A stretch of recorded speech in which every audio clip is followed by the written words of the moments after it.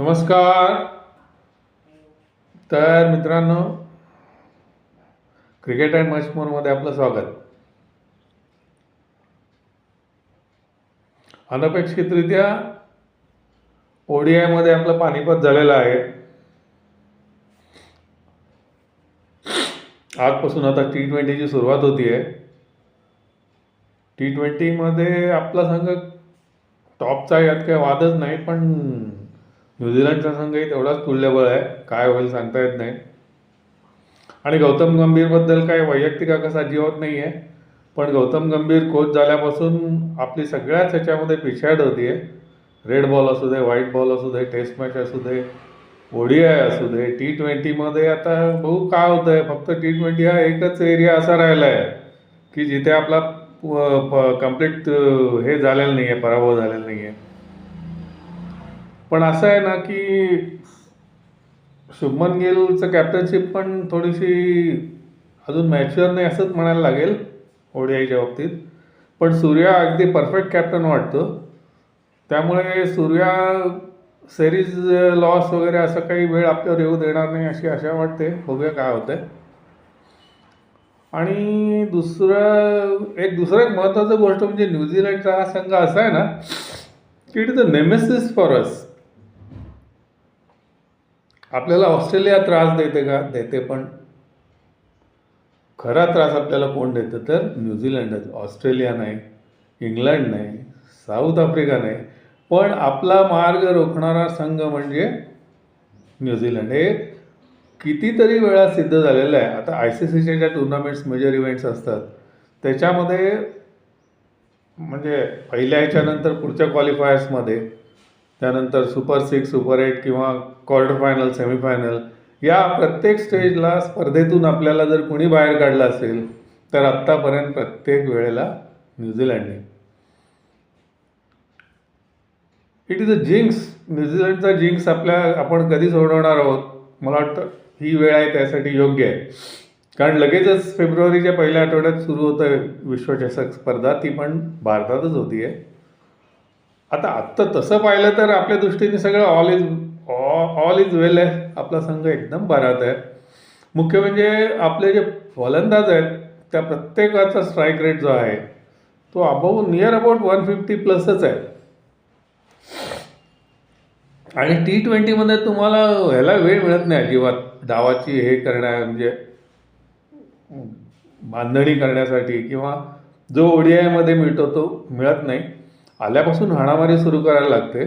आणि आपल्याकडे सगळेच प्लेयर, बॅट्समन तसेच आहेत. अभिषेक काय, सॅमसन काय, इवन आता नवीन ईशान किशन काय, हार्दिक. त्यामुळे आणि गोलंदाजीची बाजू तर खरोखर भक्कम आहे. बुमराह नंबर 1 बॉलर आहे. वरुणचं हे आहे, मिस्ट्री स्पिन आहे. कुलदीपची साथ आहे त्याला. अक्षर आहे. वेळप्रसंगी दुबे आणि हार्दिक तर आहेच आहे. हार्दिक पांड्या हा एकटा असा खेळाडू आहे ना की जो 3 प्लेयर्सचं काम करतो.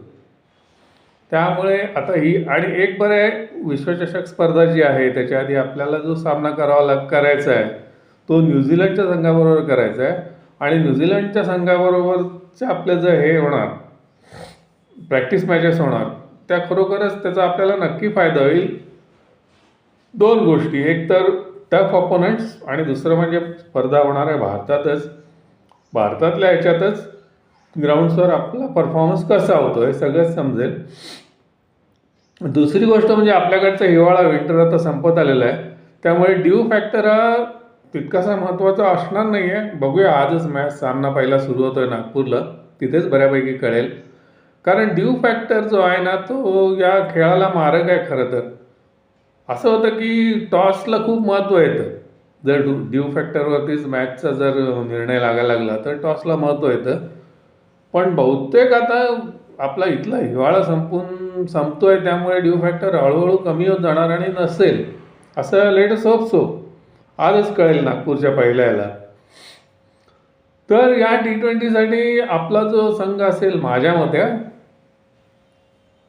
सुरुवात अर्थातच अभिषेक, त्याच्याबरोबर असेल सॅमसन.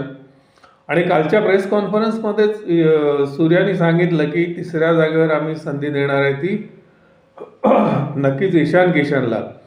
त्याचं का रिझनिंग पण बरोबर आहे, कारण ईशान किशन जो आहे तो T20 स्क्वॉडमध्ये आहे. व्हेअर ॲज हा जो आत आलेला आहे श्रेयस, तो ह्याला सबस्टिट्यूट म्हणून आलेला आहे तिलकला. तिलक वर्मा सध्या वेट नसल्यामुळे. त्यामुळे मॅच प्रॅक्टिस आणि हे द्यायचं, एक्सपोजर द्यायचं तर ईशान किशनलाच द्यायला हवं, तेही बरोबर आहे. आता बघा आपली बेंच स्ट्रेंथ एवढी जबरदस्त आहे की यशस्वी, त्यानंतर श्रेयस, अशा लोकांना म्हणजे वाट पाहायला लागते आपल्याला केव्हा जागा मिळेल. असो that is a good headache for the selectors. तर पहिला अभिषेक असेल, दुसरा सॅमसन, वन डाऊनला ईशान किशनच असेल, चौथा स्काय असेल. आणखीन एक महत्त्वाची गोष्ट म्हणजे स्कायचं बॅटिंग परफॉर्मन्स. आत्तापर्यंत स्कायला सूर सापडलेलं नाही आहे, हे निश्चितच. संघ जिंकतोय पण कॅप्टनची कामगिरी काही म्हणावी तशी होत नाही आहे. आता ही न्यूझीलंड बरोबरची जी सिरीज आहे त्या सिरीजपासूनच सूर्याला पण त्याचा हे सापडेल, सूर सापडेल आणि तो कॅप्टनशिप तर चांगली करतोच आहे, पण आता त्याचा स्कोअर पण व्हायला लागेल आणि 360वाला सूर्य आपल्याला बघायला मिळेल अशी आपण अपेक्षा करूया. 5व्या जागेवर असेल हार्दिक. मी आधीच म्हटलं का हार्दिक हा तिघांचं काम करतो. एक चांगला मिडियम पेस विकेट टेकर बॉलर, त्यानंतर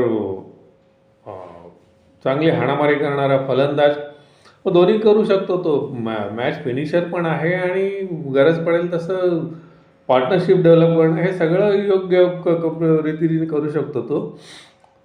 6वा कदाचित येईल, दुबेच येईल. कारण दुबेकडे दोन्ही ॲबिलिटीज आहेत. वॉशिंग्टन सुंदर नाही आहे तोही.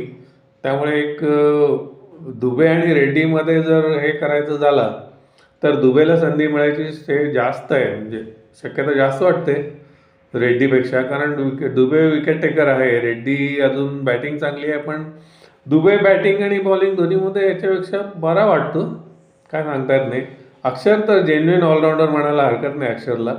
तो 7व्या-8व्या जागेवर हे चांगली करतो आणि विकेट मुख्य म्हणजे मधल्या ओव्हर्स, मिडल ओव्हर्स ज्या आहेत पॉवर प्ले नंतरच्या, तिथे तो रोखून ठेवू शकतो, फलंदाजांना विकेट काढू शकतो.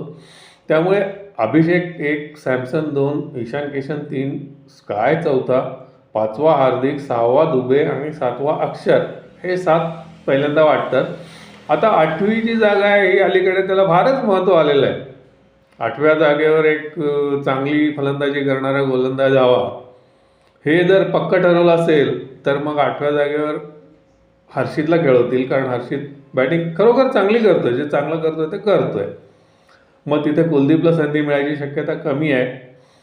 कुलदीप किंवा हर्षितपैकी एक जण आपल्याला 8व्या जागेवर दिसेल. त्यानंतर अर्थातच असेल बुमरा, त्यानंतर असेल हर्षदीप आणि 11वा असेल वरुण. हा असा संघ असेल आणि हा संघ न्यूझीलंडला आरामात हरवू शकेल असं आत्ता तरी वाटतंय. पण आता हे असं झालेलं आहे ना की हे नेमेसिस आणि न्यूझीलंडचा जिंक्स कधी सुटतो बघायला लागेल. आणि स्काय ॲज हे खूप चांगला आहे, कॅप्टन चांगला आहे, त्यामुळे तो आपला जो संघ आहे तो आता एकदा टेस्ट मॅचमध्ये व्हाईट वॉश झाला न्यूझीलंडकडून, नुकत्याच संपलेल्या ODIमध्येही आपल्याला त्यांनी हरवलं. आता ही जी अपयशाची मालिका आहे ती सूर्या थांबवेल आणि ही जी सिरीज आहे 5 T20ची, ती सिरीज आपण माझ्या मते तर 5-0नी जिंकायला हवी. पण असं आहे ना, समोरचा संघ पण दुबळा नाही आहे.